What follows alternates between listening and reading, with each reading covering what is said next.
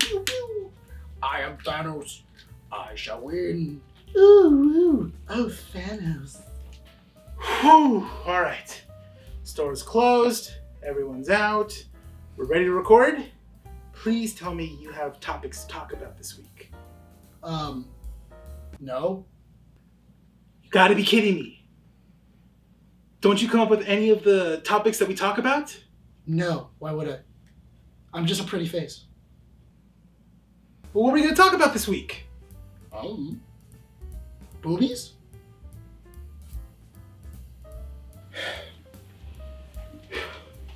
All right. We gotta come up with something to talk about, Nick. Rene, relax. We'll look up a couple of topics. We'll figure some things out. 45 minutes, tops. Come on. Yeah, you're right. It can't be that hard. 5 hours later. God, Rene, we've been at this for 5 hours. We have 4 main topics. A lot has happened, okay? And 4 comic strippers? When did you put comic strippers? I can't spell. Miguel AI or Real Boy? How is that a stripper? We still haven't seen him. That's fair. But Blue Beetle? Yeah, how's that a thing? Because that's the only one that's real. Okay. Nolan, best director. Yeah, but I like that one. It pisses off Bryan. Okay, that makes sense too. Our entire podcast to just irritate him and he has to edit it? I don't know what we... I don't know. God damn it. That was good. Come on, Rene. We have to come up with something. Cut some of this down or we have to have an idea. Okay? Man, I really wish Bryan was here. That would solve everything.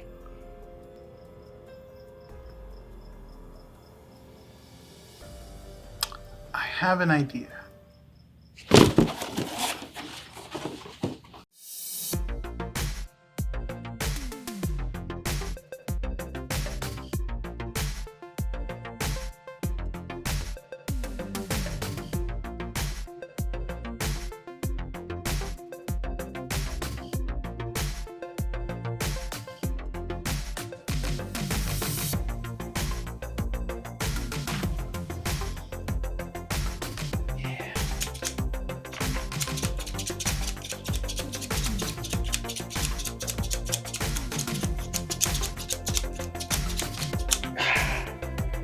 All right.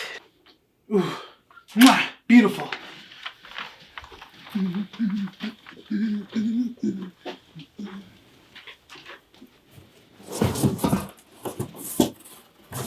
Hello. All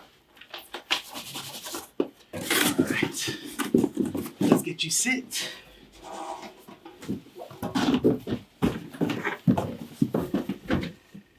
Get your legs in there. All nice and cozy. Stay. All right, Nick. I figured it out. Let's get recording.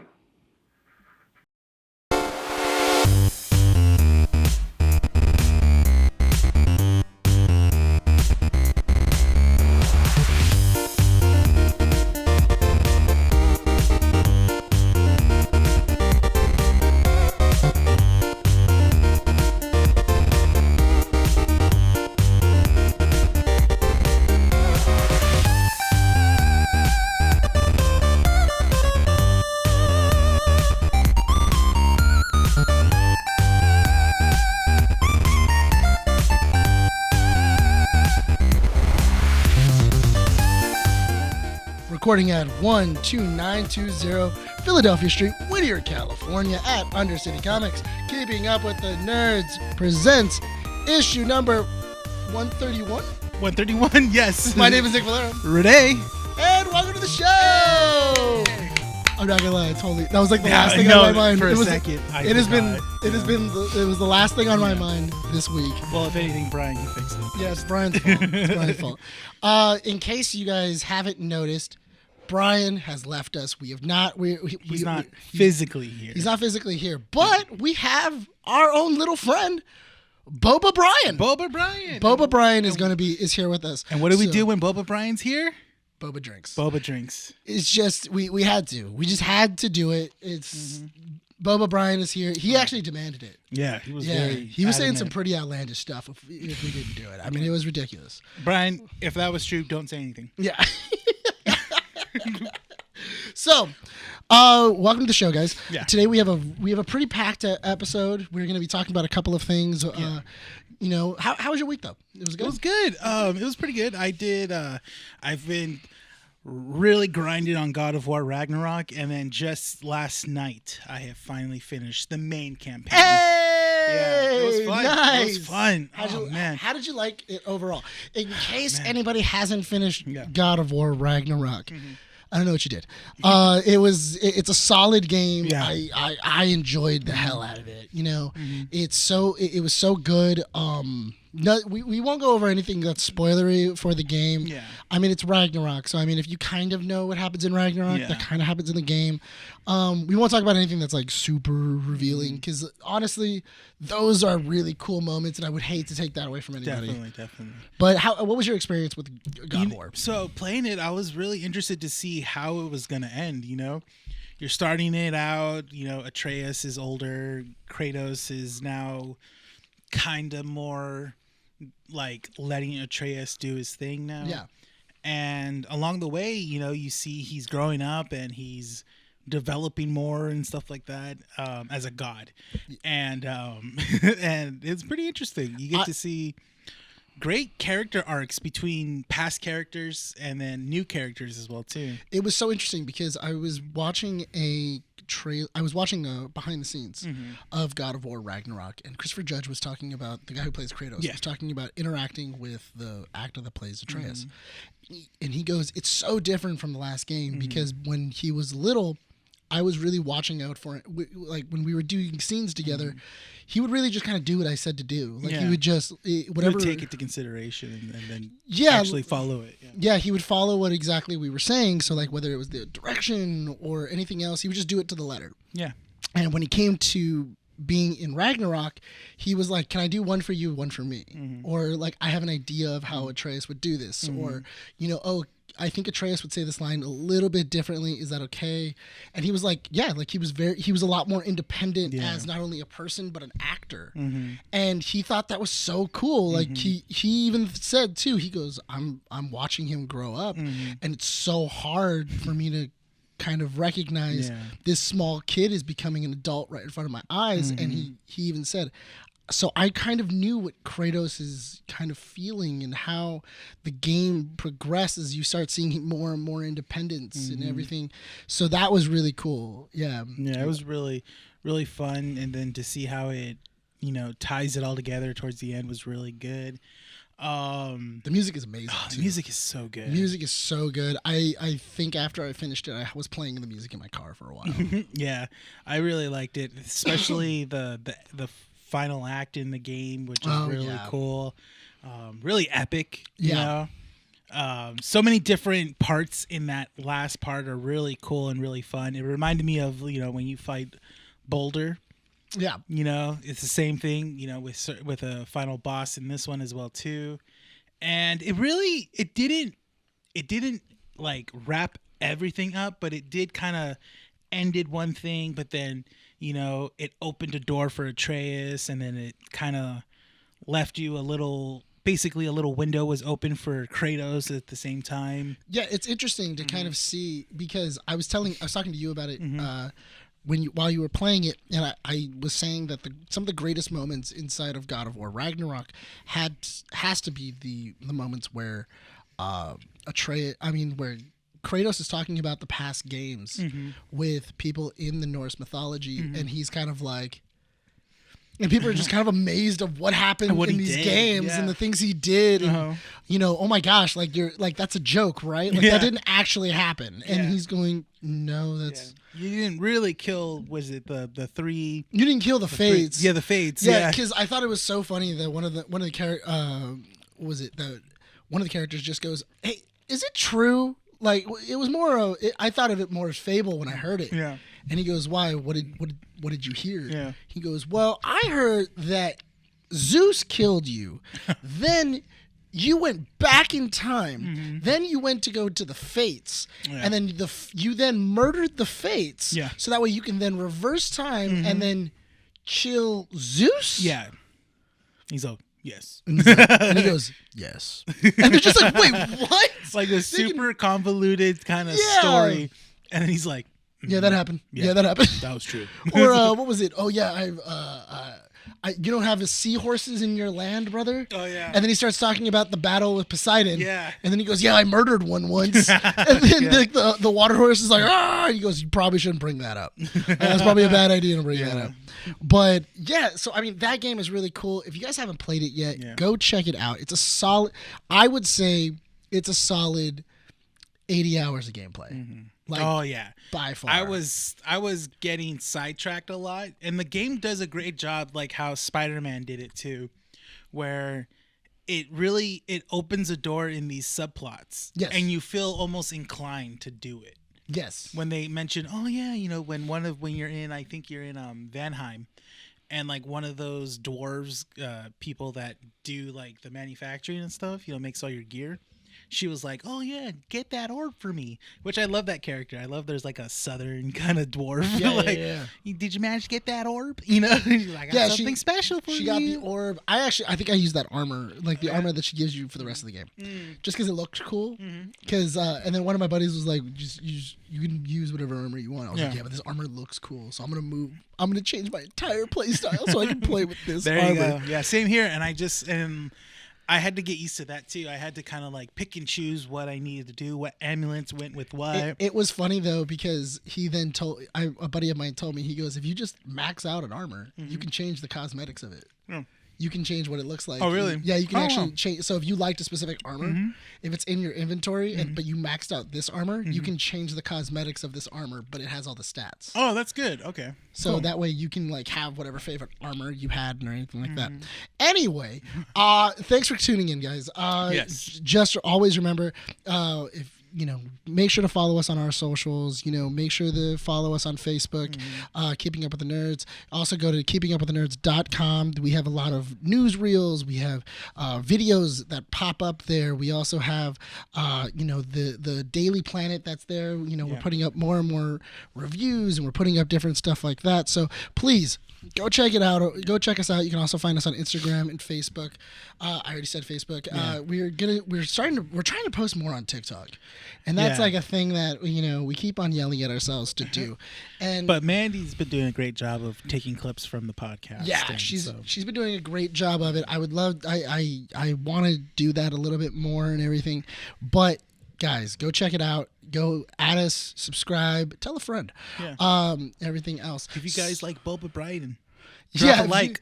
If you like Boba Bryan, honestly, I'm gonna try and see if I can get Lewis to make us a sticker of Boba Bryan. Yes, because I think that would just be so funny. Oh my God, yes. Because that would be hilarious. Yeah. Okay. And everything else. So we're gonna get into comic strips, because we're trying to aim for not so much of a long episode today. We want to be more consistent and then not so fluff. Yeah. So with Bryan gone, we gotta really. Yeah, we have to manage buckle ourselves. down. Yeah, we have to buckle down. Yeah, nobody's here to yell at us. Nope. So it feels weird. It does. It does. It feels weird, right? Yeah. Like even during the skit, we just like got it finished in 10 minutes instead of an hour and a half. Yeah, we don't want to brag or anything. But we were pretty efficient. No, nothing against Bryan. No, he's more technical, and he wants. I like the way Bryan directs. So. Oh yeah, if you had any problems with the way that the skit in the very beginning of this episode looked, it was because of me. I shot it. And then I just kind of, we did whatever it was. So, I mean, if you have a problem with the way that skit looked, sorry. I mean, it's not to the quality you were expecting. Or if it's your most favorite skit of all time. Let me know. Yeah. Let us know in the comments. Please, we want to know. Yeah. That way, if it's the best one you've seen in a while, Yeah. throw it in the comments so I can throw it in Brian's face. Please. I would love that. Yeah. You have no idea how much vindication I would love to have. But anyway, we're going to get into comic strips. We're Yes. only going to have 2 topics for today. Yeah. That, not a lot. that really happened. Yeah. We want to cut it down. We don't want to drag out. 'Cause Yeah. me and Nick can literally talk about one topic All day. for a whole podcast. Just letting you guys know, we are shooting this on Sunday. We are going to be getting into The Last of Us. Yes, we're 'cause gonna we literally we're just gonna- got done watching it. Yeah, got done watching it. We're checking out we checked out the Last of Us. We literally finished watching it maybe 15 minutes ago, and we'll get into how our thoughts, what we expect and everything else then. But first, for comic strips, one of the big things that I wanted to talk about was in DC news, because DC just seems to release new things every week. Yeah. They're just like, it's another week. We should have released something else. Yeah, we're due for it to be trending pretty soon. Yeah. Yeah. If we stay trending until the new movie comes out. No, they just released that James Gunn is in talks with Matt Reeves and to see where exactly their Matt Reeves' Batman film fits in his universe. Yeah, which is I kind of knew this was going to happen. Yes. I knew because, with the Batman movie being a financial success for the studio. It's been one of the most profitable DC movies As in of years. in years, and I think it was more especially critically as well too. I think it was more profitable than Justice League. Oh, definitely. Yeah. Which also, to have that many people, that many big name stars, that much budget, and it didn't work. Yeah. And this Really was a says a lot. movie also. This movie was also filmed during COVID, the Batman, and it was pushed back a whole year. On top of that as well too. Yeah, because Pattinson had gotten COVID, I think, like once or twice on the set. Like, dang it, Robert. I remember whenever we would hear like, things about like Pattinson getting sick, we'd be like, "Put a mask on!" Seriously, bro, Just we put want a to see the mask. movie. Put a mask on. Like, it's not that hard. And it's It like, really isn't. well, he got it while he was on set, and he didn't have a mask on. And it's You like, can't wear the mask. you Yeah. know. And Obviously- Batman doesn't wear a mask. I mean, he does, but not a face mask. It would have been so funny if they would have redone the costumes so that way it had like some the- sort of like built-in. if it kind of looked like the Batman Beyond like That'd be face mask, funny, that yeah. actually would have been really funny. But for that, Matt Reeves is trying to figure out where exactly this is. James Gunn understands these movies are financially sustainable. Not only that, but also in the DC universe, like we've said on several occasions, there is room for a multiverse where we can. It's an Elseworld story. This doesn't technically happen in the main universe, but it's a what if, you know, or not necessarily a what if, but more of, An Elseworld. on a different Earth. This is what's happening here in Gotham. Yeah. And you can have that inside of the DC universe. You can have that in the Marvel universe too. But I always felt like in a lot more stories work with the multiverse in DC. Like they really started manipulating that multiverse theory. They really got it down to a T when it came to the certain like animated shows or animated movies as well too. And Marvel kind of not really, I don't want to say dropped the ball, but they seemed like they didn't really have a structure when it came to it, because we thought the whole best part of that was going to be What If. The whole What If series.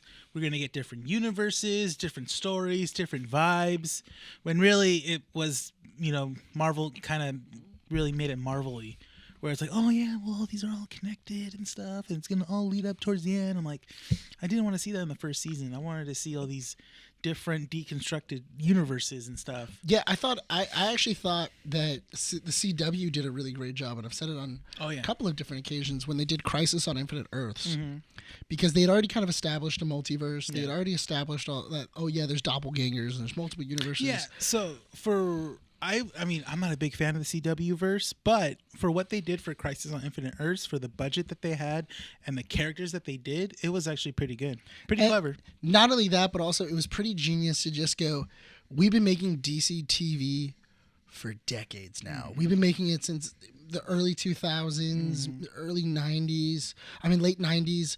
Why don't we just use those characters and the same actors that are all still alive and they're all still in more or less good shape? Yeah. And, why don't we bring them back and just say their shows exist. Yeah. They're alive, because then you can have those fandoms that are there and go, oh my God, I totally remember that. Like, I remember Birds of Prey. I remember, Batman 69. I remember like Smallville. Like, you get a nice little tiny like nods to all these other things. Brandon Routh Superman. Oh yeah, he was the Final Crisis Superman. Yeah, he was Kingdom dope. Come. Yeah, he was Kingdom. He was oh, Kingdom Come. He yeah. had the Kingdom Come hair, and he also had like great. the black crest. Mm-hmm. Like, that's so cool to kind of go like, okay, well, why don't we just do these things? And then they brought John Wesley Shipp back as the Flash. Oh yeah, he was the '90s universe from was it Earth 90? Yeah, from Earth 90. Yeah. They even brought Burt Ward back. Oh yeah, Burt Ward was there and stuff. So that's why I'm saying they really know how to do these multiverse movies, or at least these multiversal stories. As long as you kind of like have the love for these characters. So DC, I feel, and that's the thing though, Warner Brothers, I feel, did a better job than What If, and also Into the Spider-Verse. And Into the Spider-Verse is really good. Into the Verse is its own little thing. Yeah, that was its own really separate thing. But I mean, No Way Home.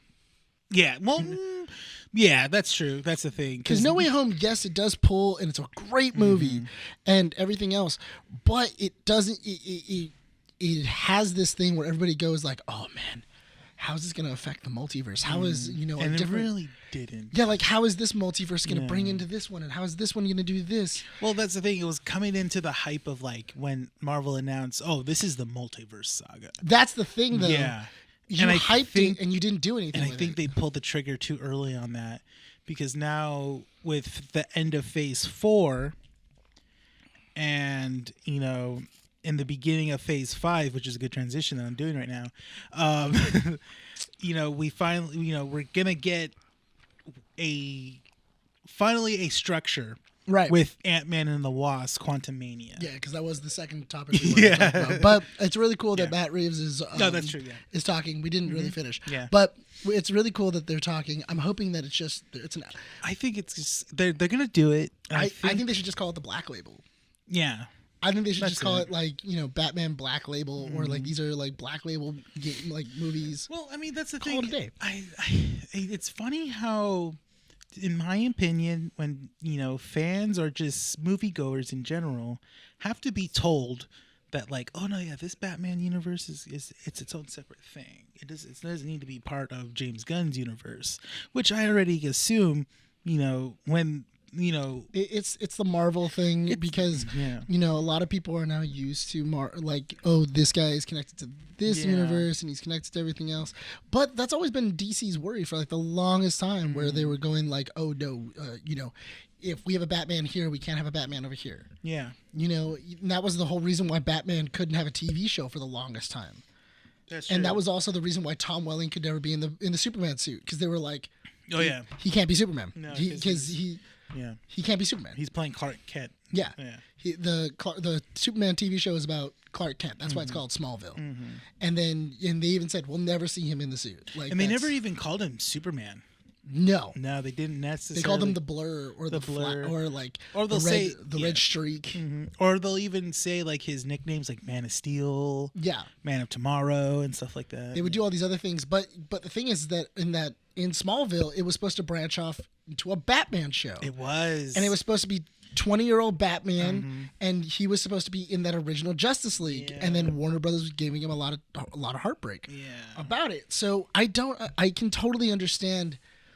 I see where they're going with it, where they're like, there can't be two Batmans. Like, there has to be just one Batman. And I do like the idea that James Gunn is kind of opening this up and going, like, there can be two Batmans. There can be. They're different universes. There could be the Matt Reeves Batman series, franchise, and then you have his Batman that he'll be doing for his separate universe. Because I think it would be amazing if they did these little artsy movies. For Batman, do an artsy movie about Poison Ivy. Do an artsy movie about, because we already did one about the Joker. Do one about was it the little girl who never ages? Oh yeah, from the animated series, where like she's like a 40-year-old woman, but she hasn't aged, or anything else. You can do so many different characters. Yeah, there's so many different like characters like that you can pull from Batman's rogues gallery. Well, I mean, not even just Batman. Like there's so many characters. Like you can go an entire movie about Bane, and make it and turn it into a fight movie. Like turn it into a martial arts movie. Yeah. Where he has to go to like a temple and he has to like learn and he gets addicted to venom and everything else. Like you can have these kind of movies as like an art house movie, and those would be really, really cool. And I think also if you were going to make a Bane movie, I think it should be very like 80s. Like it should be like an old Sylvester Stallone movie where He's like a retired wrestler. Like he's a retired wrestler and he's trying to get back into it and he's getting addicted to venom. I'm Bane. But yeah, so I'm excited to see that. I hope everybody else is too. Yeah. And everything else. But going back to Ant-Man and the Wasp, Quantumania. It's the final trailer has finally come out, which I thought was weird because the trailer came out and then I was like, "Oh, why did the tickets not go on sale?" Yeah, I don't know what they're waiting for. I don't know if they're going to be released like the month of. Yeah. Now, mind you, if the tickets have already come out by Wednesday when we were releasing this, then that's totally different. But honestly, this usually when these final trailers come out, they drop it with the tickets that we can start reserving your seats, that we can start doing everything else. And that's really, that was kind of interesting. But the big thing that did come from it was that Darren Cross, the Yellow Jacket from Ant-Man, is now MODOK. Is this universe's MODOK? Yeah, he's our universe's MODOK, which I was telling you in our group chat. I went, that makes so much sense though. Is that because he was shrinking down. He was shrinking down incorrectly, so he's like he was destroyed, and then most likely Kang was able to save him before he was able to before he shrank out of existence and stopped him, and only stopped like maybe his head. And that was it. Yeah, like he was able to stop his head and maybe his arms were like totally destroyed or whatever it was. And that's really interesting. I do like the idea of we're going to recycle some of these villains and turn them into another villain. Yeah. Why not? Because Yellow Jacket it wasn't just Darren Cross. There's been a couple of Yellow Jackets. It's more of a moniker. Yeah. And everything else. MODOK, I do know has its own backstory where he's supposed to be like this humanoid computer that was then turned evil against his creators, and he tried to like take over the world because he in his mind he feels that he's doing what's right for the earth and for humanity, and he's supposed to lead AIM too. So. Yeah, he's also supposed to be one of the head researchers for AIM, which is really interesting. I'm looking forward to seeing how MODOK comes out. I'm looking forward to seeing how Ant-Man and Quantumania comes out, because more and more trailers that I see coming from Ant-Man really makes me think that he's gonna die. That's the thing. Like, it's weird how you got from the release trailer to this trailer now, two different vibes. Big two different vibes. I feel so much more vindicated in this trailer though. No, that's the thing. I think what I love is that I love to see heroes like really kind of just like beaten down. It just makes the whole friggin' scenario just like really kind of like you're like what's gonna happen, And I love the line of I don't need to win, we both just have to lose, which I love that line so much, but I would have rather seen it on screen. In the screen. Because I get it, they in every single Marvel trailer they always have to have that one liner, that one line that takes you and be like, I'm gonna go see the movie. Like that line, I'm seeing it. So like with with Civil War, when when Cap and Iron Man are fighting, he goes, "He was my friend," and then Tony says, "So was I," and then it just starts, and then that gets you hyped, fighting, and you're like, "Oh my god, it hurt!" And then in what is it in Multiverse of Badness? My personal favorite line in the trailer was when Scarlet Witch was talking to Doctor Strange and goes, "You do whatever you want and you're called a hero. I do it and I'm called the villain. How's that fair?" And I was like, dang, that's a good line. That's a good line, They're good lines. Yeah. I also really enjoyed this one because you got to see a little bit more of Cassie. You kind of get Scott's strife. You kind of understand why Scott is working so hard. Yeah. Because what it sounds like Cassie Lang is going to jail. Which one? She went to jail because it kind of sounds like she's more of an activist. Yeah. Like she was speaking out against something and she's an activist. And then, what was it? Then they all kind of come together because she's saying, I'm doing an experiment with the quantum realm. And then they all come over and, you know, because Hank Pym's like, what is she doing with the quantum? Like, she needs to stop you messing with the quantum realm because that's very dangerous. You know, because also, once again, once you've discovered something, a form of science, you can't undiscover it. You know? So that's the thing. And it really is interesting because you get to see Scott finally get what he's wanted, recognition. People love him now. He's getting all sorts of, you know, just great love. He's getting a great life. Yeah, he has a great life. I'm assuming that his podcast is taking off, which is great. Yeah. I want them to go down. Yeah, I really want them to show an episode of the podcast. Oh, I want to see where Michael Pena's character is. I don't think he's in this movie, is he? They haven't shown. I think they're waiting on him. I think we're gonna see him. I think he's gonna have like a cameo because I feel like you can't not have him. Yeah, I think we're gonna see him in the beginning. Yeah, I think he's gonna be in the beginning. I wouldn't mind it if Luis was his driver. Hey Scott, yeah, okay. Well, we're here. Or his secretary, like his that'd be great. like his personal secretary. Like I just think that would be really funny if he was like, "Hey Scott, so like." I signed you up for like 4 book signings, and then it's just like, what? Why? Yeah. But they're all at the same time. And be great. Or just see him at the end. He's gonna, you know, tell him like, "Hey, so like someone wanted to talk to you, so I talked to them instead." What about if Michael Pena is trying to save them on the other side? Oh, that'd be interesting. So like trying to open a doorway, and they have to open 2 doorways. Yeah, they have to open up 2 doorways at the same time in order to like, because like Kang's been trying to open the doorway, and then when Cassie opened up the doorway, that's how everybody gets sucked in. Yeah. But what it does look like is that Cassie has been doing more and more research into the quantum realm, and it looks like Kang has been talking to her. Kang has been trying to she started reaching out into the quantum realm because of what her dad had told her he had seen. Yeah. She reached out and then somebody reached back because that's where Janet Van Dyne says, "Who have you been talking to?" Yeah. And that's where you kind of get that whole Kang thing. But from Scott's point of view, it does look like you get more of he's regretting that he's missed so much time with Cassie. Yeah. That he wasn't around, that, you know, for so long. Seeing her grow up from a little girl to a teenager now. Yeah, because she's a different person now. She's no longer his little girl. She's a grown woman. And he missed everything. Yeah. You know, and I can only imagine, you know, how hard that would be. And him just wanting that time back.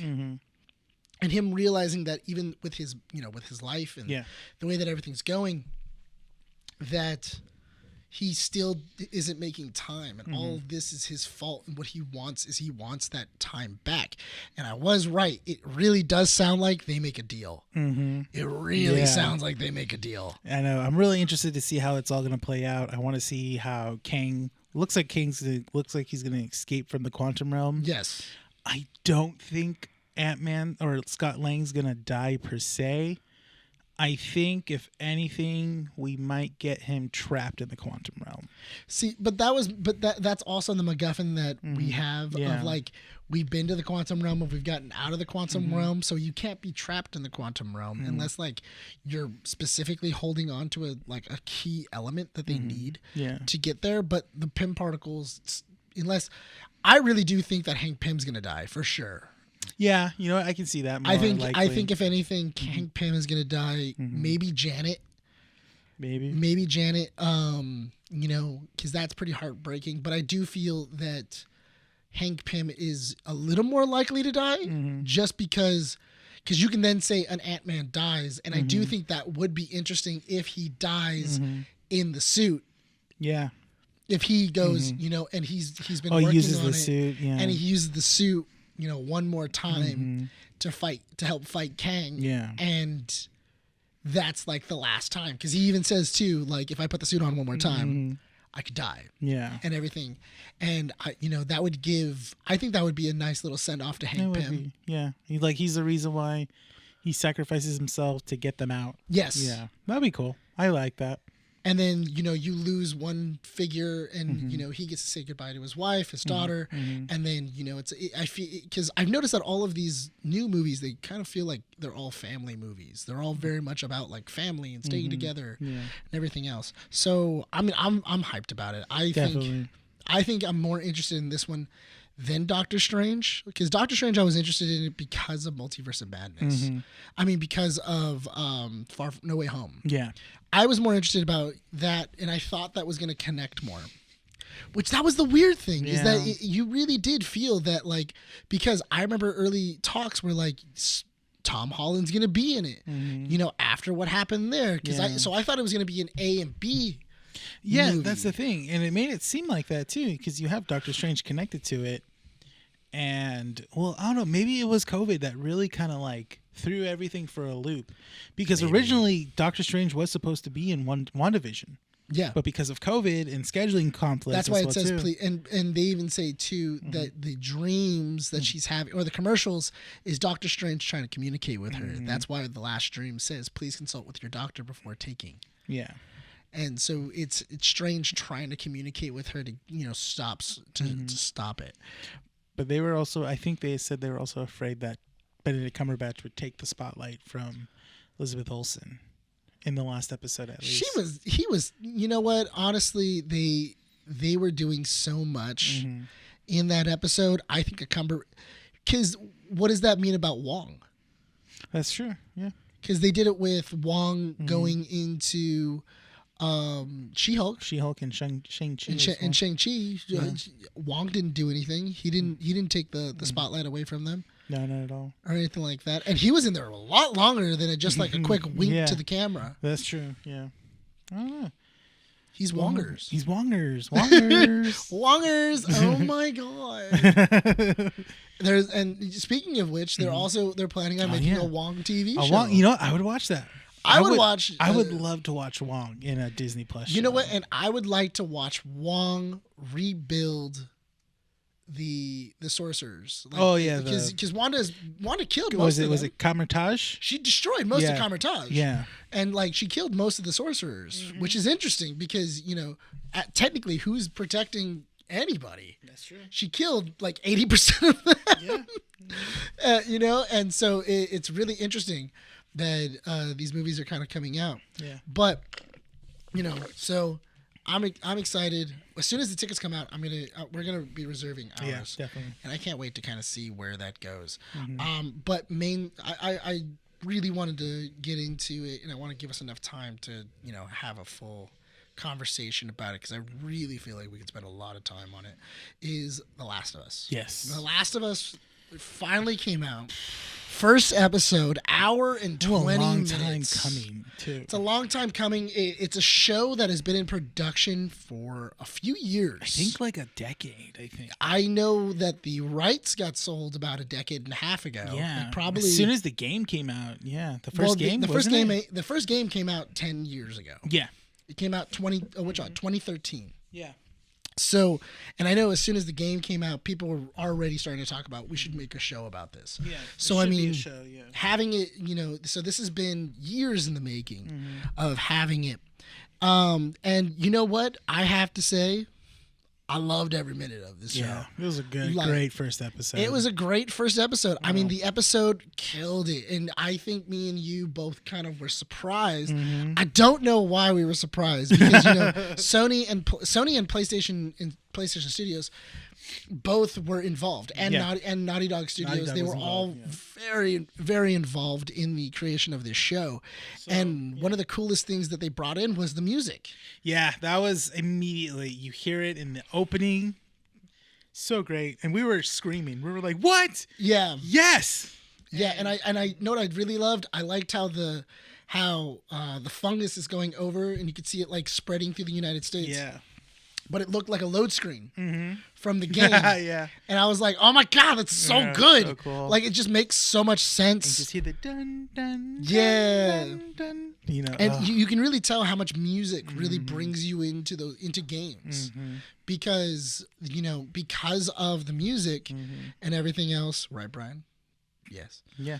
And but the music really does kind of bring a lot into this. Yeah. It really did, because every step of the way throughout this episode, don't get me wrong, Pedro Pascal, everybody, they did an amazing job in this first episode. There was even some details that they added on, and they were like, oh, okay, well that makes sense for the character. Like the whole you saw it first was the truck. Yes, on the back of the truck, it says veteran in the armed forces. Doesn't say what branch. No. Just says veteran of armed forces. Yeah. Which I thought was interesting, because I was like, oh my God, that makes no sense. Yeah. That makes so much sense, because now you don't question his survivability. Yeah. You don't question him holding a gun. Yeah. You don't question if he has to craft, or not only that, but also his, how he can survive and kind of map out an area. Yeah. Yeah. So, he has really great instincts. And that kicked in right away, too. That's the thing. Yeah. Yeah, go ahead. Oh, no, go. Yeah, that kicked in right away when the scene, again, when they're driving out of the little town and into the nearest city. Joel's already mapping it out in his head. He's like, we got to avoid major cities. We got to hit just the interstate roads, stop at only certain gas stations and stores, get what we need. If we keep following down the river, we'll be out towards Mexico and stuff like that. We just need to get out of here, It was really interesting. I thought was interesting, because a good portion of the beginning of the episode, I think maybe the first half an hour, is brand new. It's a lot of brand new stuff. It's the morning of. Yes, instead of the night of, we are just dropped into the morning of the outbreak. Yeah. By the way, we haven't really said anything spoilery. Yeah. We're going to say some spoilers. This is some spoiler stuff. I really, if that's the case. Really quick, can you just check on that camera really quick? So that way, is it still going? Yeah. All right, let's see. Anyway. So no spoilers. The spoilers, we're going to start from watching spoilers, guys. Talking about spoilers, I'm trying to talk and, manage it, but I'm not doing a good job. But we're going to be starting spoilers right now. So we're going to talk about some spoilers. We're going to go into the episode. We could really dissect this episode. I played Last of Us. You played Last of Us. I played Last of Us. The funny thing was, I remember the first time playing The Last of Us, I had just gotten hired as an intern at a video game company, and I was working on the Game Genie, where I was making cheats for the game. Yeah. And my boss at the time goes, you need to finish the game by tomorrow. What? You need to speed run this game. How do you speed run Last of Us? Dude, it was so hard. On what difficulty? Hard. Luckily, I could do it. I could do it on normal. Oh, okay. Because it doesn't matter about God. It doesn't matter where the save is. So I have to be able to make saves, and so that way I can then edit the cheats. So I had to every single time I would collect something, I would have to save. I would have to do an automatic save, or I'd have to do everything else. It was hard. I think I remember finishing the day, because I got there at 7 o'clock in the morning, and I just sat in a chair playing Last of Us all the way until 6 p.m. Wow. Then I didn't finish, and I knew I needed to finish it by the morning of, so I stayed up all night playing it. When I got back into the office, I still wasn't done. That's what I'm saying, because that's not a 24-hour game. Yeah, I think I finished it within 48 hours, though. Yeah, because there's even on... It took me 2 days. Even on regular...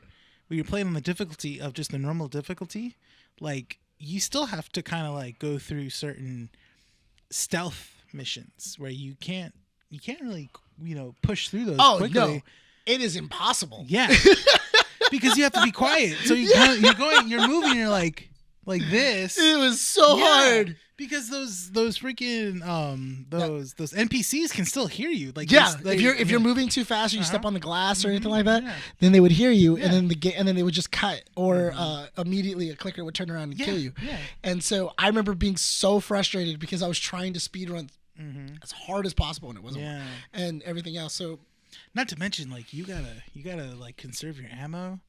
You gotta it was a hard game. What you craft. And it was a really. So that was the thing, though, is that I feel like when I first played it, I didn't really get to enjoy it. Then I played it again, and then I stretched it, where I was like, okay, cool, I'm gonna play a little bit, then I'm gonna play a little bit, then I'm gonna play a little bit. Yeah. But I have to admit, going through this first episode, it added a lot of details to the game. Oh yeah. It added so much stuff, like the veteran thing, like the relationship between Sarah and Joel and Tommy. Yeah. Because in the game, they don't really say where Joel goes. No. Yeah. Like Joel just kind of disappeared in the middle. He put Sarah to bed. Mm-hmm. And then, because I do like that same transition that they did, it works. It still works. Goes, yeah. It's the transition where Joel puts her in bed. Yeah. She's laying there, and then she turns over, and he even says it's 10 o'clock. He goes, "It's 10 o'clock right now." Mm-hmm. So then she turns over like almost immediately, and then you can see the clock, and it's 2:15, and you're like, "Oh, damn!" And they do that a lot with the time. Yeah, time really moves around in this episode, but not in a bad way. But you're watching it, and you're like, they really kind of like want to stick to the whole. When they sleep, a large amount of time has passed. Yes. So when there's even a scene where Joel, he's in his apartment, he nods off, and it's been hours. It was early in the morning, and then, it was in the afternoon, and by the time it was already evening. Night. Yeah, the evening. Yeah. And it was really interesting because that's a great way to speed stuff up. Yeah. Because there was a lot of times inside of The Last of Us where they would go, okay, cool, we're gonna have to wait until nighttime to do this, and then then the game would do that itself, where it would then go into the sky, and then it would come back down, and then you could start the mission. So I really do like the idea of them going, okay, cool, we're gonna have to play with time a little bit in these areas. That was great. I also really love the idea that they were making a big deal about this watch. Yeah. I love the idea that they're making, and it's subtle things too. Like Pedro Pascal was just killing it. Yeah, he was really cool. Like even when he was a younger version of Joel, he was still doing like his little yeah, great little details. Doing the great groan, or what was it? He goes to go look at his watch, and he realizes, he goes to go check for his keys, and he realizes that his watch isn't there, and he's like, yeah, like, I don't have a watch. He's so used to having the watch. He's all.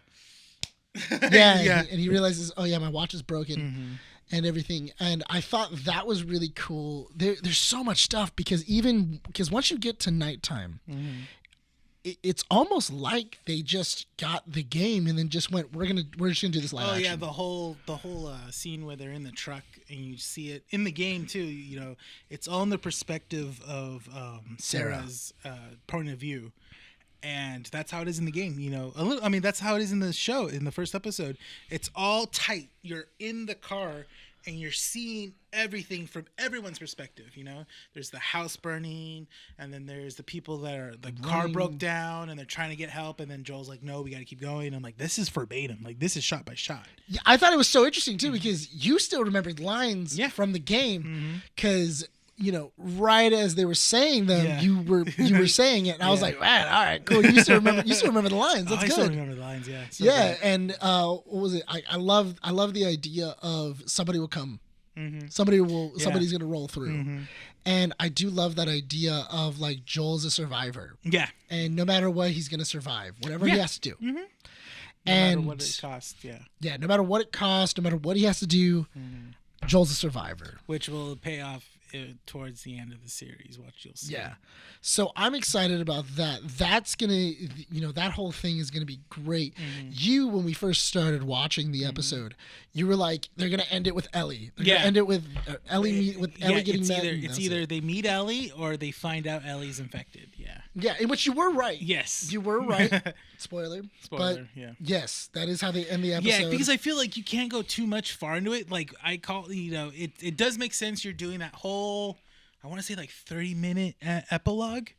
And then like the last 15 minutes is just Joel 20 years later.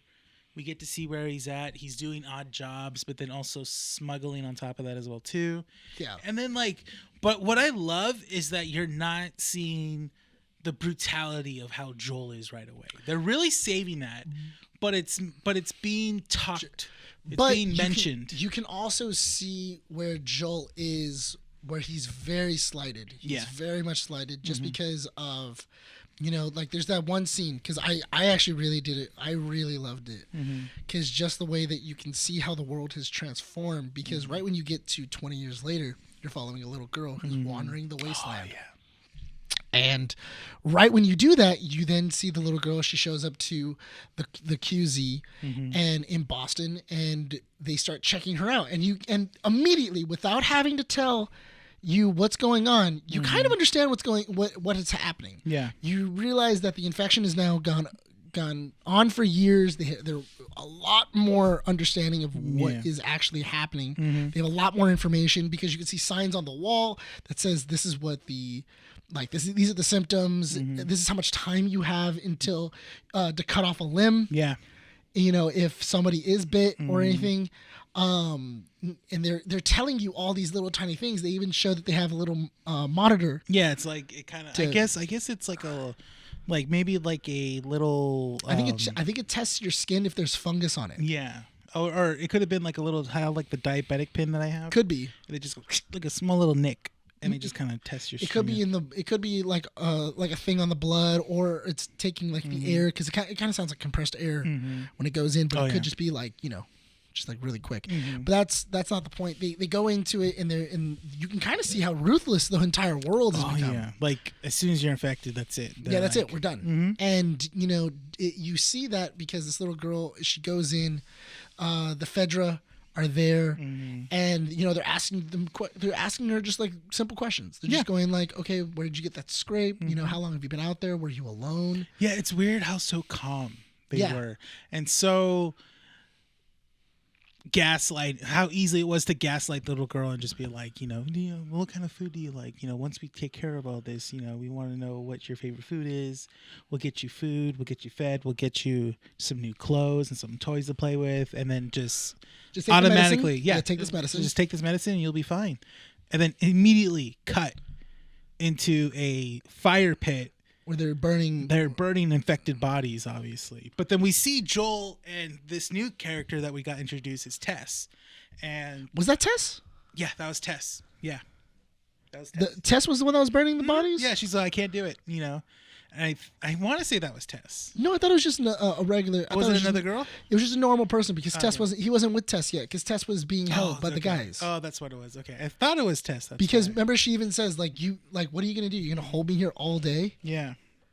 So and while Joel was dealing with that, so she was on the other side of town. Yeah, and then Joel's just throwing the bodies, and then I guess the other woman was like, I can't do it. I can't dump a kid. I can't dump a kid. And you just see Joel pick up the kid. Yeah, and then we see it's the same girl that we saw in the beginning of this episode. Because you can see the shoes. Yeah, the shoes and stuff. It was, they really implemented on her shoes, kind of like how Jojo Rabbit was.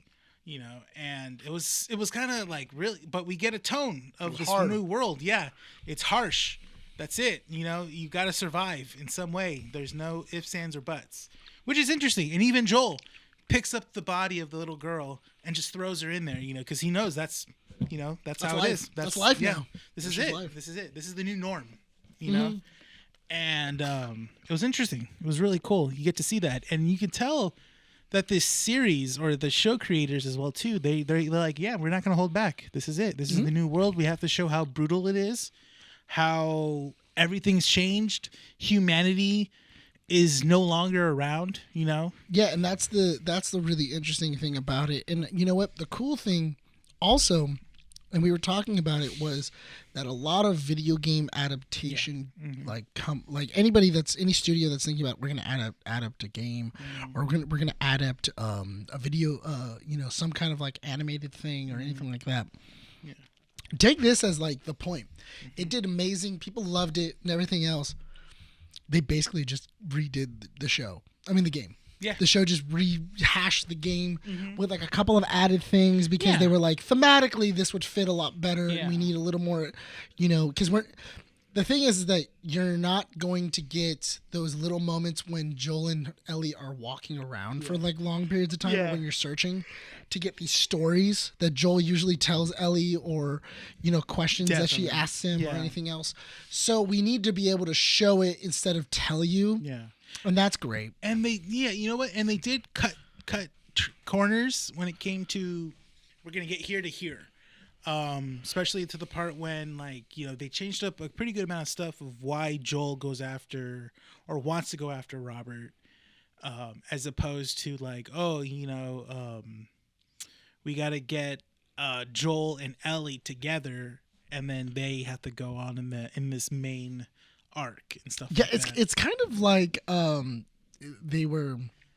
they bumped into each other. Yeah, which I liked. That's the thing. I liked how that was the case. I was like, okay, cool. It was just a random happenstance. It's just their paths got crossed. Yeah. So. I also really love the idea that they went with the John Wick style of showing that he's really good at what he does. Yeah. He's really dangerous.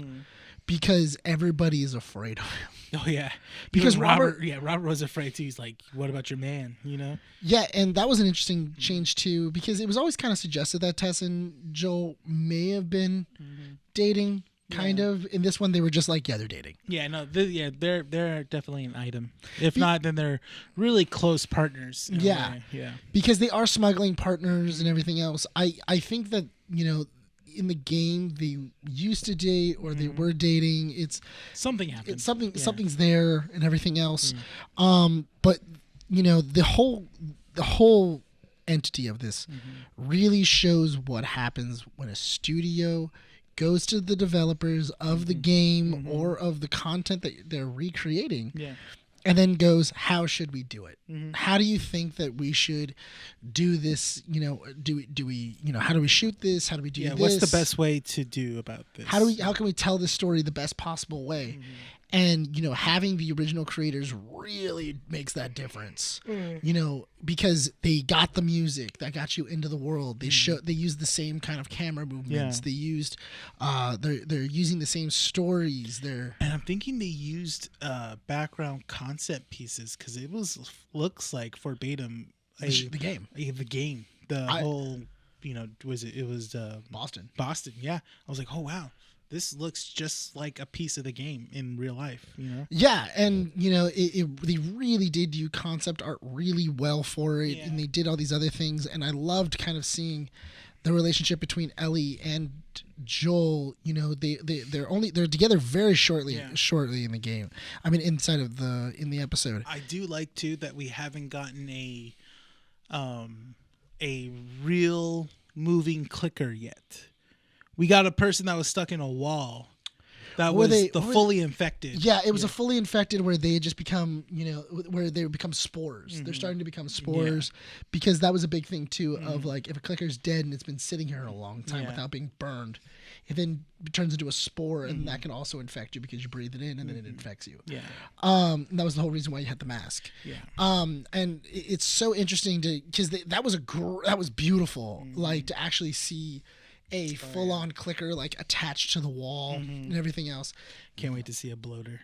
I think that's going to happen because you see it in the trailer. That's going to be great. I can't wait to see a bloater. I know we were super excited because at the very end they showed because we thought, oh, they're going to show you what happens next week. Yeah. And it was like this season in The Last of Us. The Last of Us, yeah. You get to see characters. One in particular is one of the saddest arcs as opposed to Sarah's arc in the beginning. You get to see the two brothers. Yeah. A clip of them together, and I was like, you get to see Joel what looks like in a hospital. Oh my gosh! You can see a bunch of different things from this. Yeah. And you see the snow. You can see everything else, and you're kind of like, whoa, this is insane. Yeah. They're gonna do a lot inside of this. Yeah, because they're only doing the first half of Last of Us from the game in season 1, and we're getting season 2. We're gonna get the second half, which is basically the whole winter season. Yes. And I'm really interested to see how that's going to play out. And then, but I keep, what's funny is that I keep forgetting how great it was spring and autumn. Yeah. Those ones were really good. Those were really good story arcs, especially with the two brothers and then one with the guy that's like a doomsday prepper in a way. Nick Offerman's character coming up. And it looks like they really dwell into his past. And then we get to see a little bit of Ellie's past, which is usually that was an extra in the end of the first game. When you finish the game, you get to play that as well too.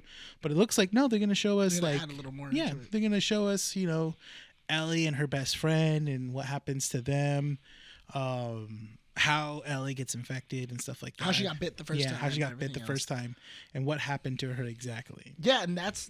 All of that is going to be really awesome. I can't wait. 'Cause it's gonna be so dramatic. We didn't even realize it, but the person that plays what's her name? No. Malone. No. Dang. Look it up real quick. Yeah. Oh. Yeah, but anyway, it really goes to show towards the actual production of it, where they actually got a voice actor from the game. Yeah. And brought her up and went, okay, cool. You're gonna also do the live action, which I thought was insane because that was so interesting. Troy Baker's gonna be in the show. Oh yeah, but he's not disclosing who he is yet. That's pretty sick. Yeah. Okay, so it's Marlene. Yes. Yes. The one of the head ups in the Fireflies. And a very crucial character in the game as well too.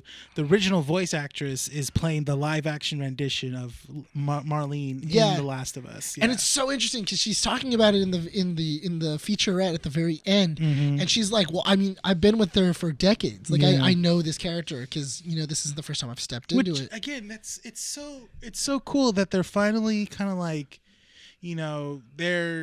they're really considering, okay, well, the person that did in the game did a good job. Why go through the trouble? She already knows the character. Yeah, she already knows how to play the character. She voiced it. Now she just has to basically bring that to life. Yeah, because we were looking at it. We were like, man, she really looks like Marlene from the game. Yeah, she really looks like her. And then did a good job of making her look like actually Marlene. And then they were like, oh yeah, no, they mocapped it after Merle Dandridge, and we were like, oh, that makes total sense. Yeah. I was like, dang, all right. Yeah, that would make total sense that she would look exactly like her. Which is funny, they didn't do that with Troy Baker or even, what's her name, Ashley Johnson? Yeah, the original voice actress for, they made him look, Ellie. well, I mean, they kind of made her look like Ellie in a bit. A little bit. She looks a little more like Elliot Page. I always thought she looked a little more like Elliot Page. I heard that was the original design. Yeah, and then they had to change it. They had to render it differently because she was doing Heavy Rain. That would make sense. Yeah, and they had to change. Oh, no, was it Heavy Rain or was it Two Souls? I thought it was just Rain. Was it Rain? Oh yeah, it was just Rain. Yeah, it was just Rain, not Heavy Rain. Yeah. But yeah, it was like Rain. Mm-hmm. But also Troy Baker is an amazing voice actor. And everything, I've never really seen him in anything live action. Mm-hmm. Not only that, but also I think you're gonna get more people to see Pedro Pascal just playing a unarmored Mandalorian. Yeah, I mean, we had to see his face. Yeah, yeah. Which is so interesting. Is the way. You know what's so funny? That we're gonna watch this show. Mm-hmm. It's then going to end, and then we're gonna get the Mandalorian. Yeah. Instead of zombie apocalypse daddy, we're gonna get space daddy. We're gonna get space daddy. Yeah. Dang. So that's gonna be so interesting. Yeah. Of this is just gonna be a year of Pedro Pascal. Yeah. And I know just I'm escorting not people. Yeah, I'm not mad at that. Yeah, just taking care of and escorting people. I think it's gonna be so hilarious. But it's so funny how Pedro Pascal's career just skyrocketed after the Mandalorian. He's getting typecast, in which I'm okay with. No, that's the thing. It's a great typecast to be stuck in, playing a sensual stepdaddy. He's playing stepdaddy in most of his roles. I didn't realize this until you told me that he was 47. Yeah, he does same here. He does not look 47. He looks like at least an early 40 person, like or early late 40s, maybe late 30s. Yeah, he looks good. He looks great for his age. Yeah. I'm super excited. I can't wait to see where this goes. Same. But yeah, let us know what you guys think. Put it in the comments. Put it in everything else. Mm-hmm. I'm excited to see where this goes. And everything else. Will we be touching on episode 2 later? You know what? I think next week we'll talk about it again. Okay. We'll see because that's the first 45-minute one. Yeah. So let's see where it's going. Let's see where the trajectory is. This was an 80-minute episode. Yeah. The next one's only going to be 40. So all right. Let's see where it goes. We'll see where it is, and I think we'll end the episode there. Yes. So once again, guys, go ahead and follow us on all of our social medias. Facebook, TikTok, Instagram, everything. So make sure to subscribe at the bottom. Make sure to like the video, comment. Are you guys excited about The Last of Us? Are you interested in Matt Reeves having a place inside the new DCEU? Do you want to see more Boba Bryan? Let us Do you know. want to see more Boba Bryan? You know, we didn't really get a chance to interview Boba Bryan. Yeah. That was originally the idea. Yeah. But Boba Bryan, he's been sitting there. You know what? This is the quietest Bryan has ever been. Yes. And I like it. Same. You know what? I'm a lot calmer. I'm not as amped. Not as amped. Yeah. You didn't even have your energy drink. Yeah. You know what? I usually have it because I have to put up with everything. But you know what? Right. It was unneeded today. So let's go ahead and finish this off. Let's go. This has been Keeping Up with the Nerds, issue 131. My name is Nick Valero. Rene. Signing off from Underkid City Comics. We'll see you all next time.